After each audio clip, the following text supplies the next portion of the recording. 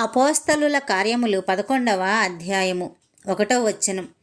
అన్యజనులను దేవుని వాక్యం అంగీకరించిరని అపోస్తలులను యూదయ ఎందంతటనున్న సహోదరులను వినిరి.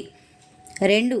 పేతురు యెరూషలేమునకు వచ్చినప్పుడు సున్నతి పొందిన వారు. 3. నీవు సున్నతి పొందని వారి వద్దకు పోయి వారితో కూడా భోజనము చేసితివని అతనితో వాదము పెట్టుకొనిరి. 4. అందుకు పేతురు మొదట నుండి వరుసగా వారికి ఆ సంగతి ఇలాగు వివరించి చెప్పెను. 5. నేను యొప్పే పట్టణంలో ప్రార్థన చేయుచుండగా పరవశుడనైతిని. అప్పుడు ఒక దర్శనము నాకు కలిగెను.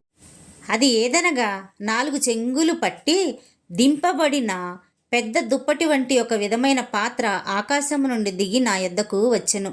6.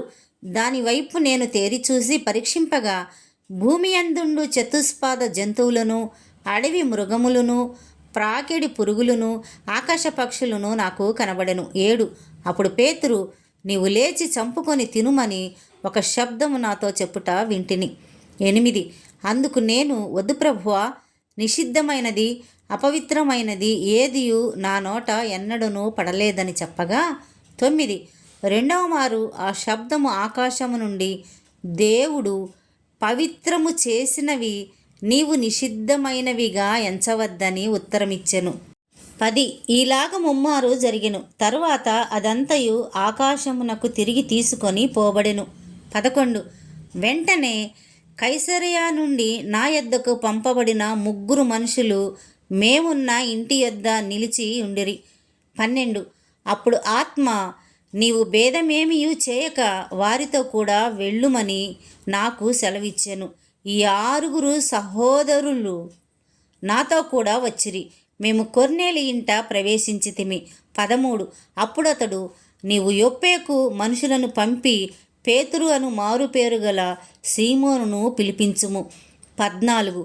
నీవును నీ ఇంటి వారందరూ ఏ మాటల వలన రక్షణ పొందుదురో ఆ మాటలు అతడు నీతో చెప్పునని తన ఇంట నిలిచి తనతో చెప్పిన యొక్క దేవదూతను చూసిన సంగతి మాకు తెలిపెను. 15. నేను మాటలాడనారంభించినప్పుడు పరిశుద్ధాత్మ మొదట మన మీదికి దిగిన ప్రకారము వారి మీదికి దిగెను. 16. అప్పుడు యోహాను నీళ్లతో బాప్తీసమిచ్చెను గాని మీరు పరిశుద్ధాత్మలో బాప్తీసము పొందుదురని ప్రభువు చెప్పిన మాట నేను జ్ఞాపకము చేసుకుంటుని. 17. కాబట్టి ప్రభు అయిన యేసు క్రీస్తునందు విశ్వాసముంచిన మనకు అనుగ్రహించినట్టు దేవుడు వారికి కూడా సమాన వరము అనుగ్రహించి ఉండగా దేవుణ్ణి అడ్డగించుటకు నేను ఏపాటి వాడనని చెప్పాను. 18.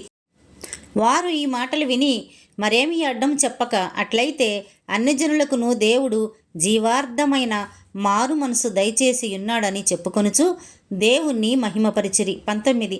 స్తెఫను విషయములో కలిగిన శ్రమను బట్టి చెదిరిపోయిన వారు యూదులకు తప్ప మరి ఎవనికిని వాక్యము బోధింపక ఫెనీకే, కుప్రా, అంతియొకయ ప్రదేశముల వరకు సంచరించిరి. 20. కుప్రీయులు కొందరును కురేనీయులు కొందరును వారిలో ఉండిరి. వీరు అంతియోకయకు వచ్చి గ్రీసు దేశపు వారితో మాటలాడుచు ప్రభు అయిన యేసును గూర్చిన సువార్త ప్రకటించిరి. 21. ప్రభు హస్తము వారికి తోడై ఉండెను గనుక నమ్మిన వారనేకులు ప్రభు తట్టు తిరిగిరి. 22.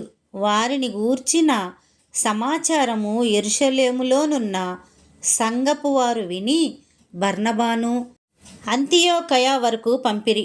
23. అతడు వచ్చి దేవుని కృపను చూసి సంతోషించి ప్రభువును స్థిర హృదయముతో హత్తుకొనవలనని అందరినీ హెచ్చరించెను.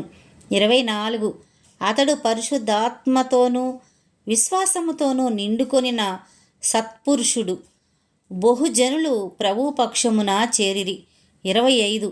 అంతటా అతడు సౌలును వెదకుటకు తార్సునకు వెళ్ళి అతనిని కనుగొని అంతియోకయకు తోడుకొని వచ్చెను. 26. వారు కలిసి 1 సంవత్సరమంతయు సంఘములో ఉండి బహుజనములకు వాక్యమును బోధించిరి. మొట్టమొదట అంతియోకయలో శిశువులు క్రైస్తవులు అనబడిరి.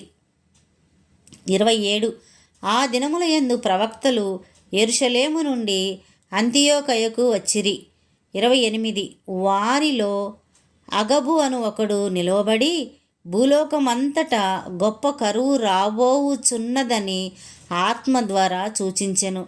అది క్లౌదియా చక్రవర్తి కాలమందు సంభవించెను. 29 అప్పుడు శిష్యులలో ప్రతి వాడును తన తన శక్తి కొలది యూదయలో కాపురమున్న సహోదరులకు సహాయము పంపుటకు నిశ్చయించుకొనెను. 30 అలాగున చేసి బర్నబా సౌలు అనువారి చేత పెద్దల యొద్దకు దానిని పంపిరి.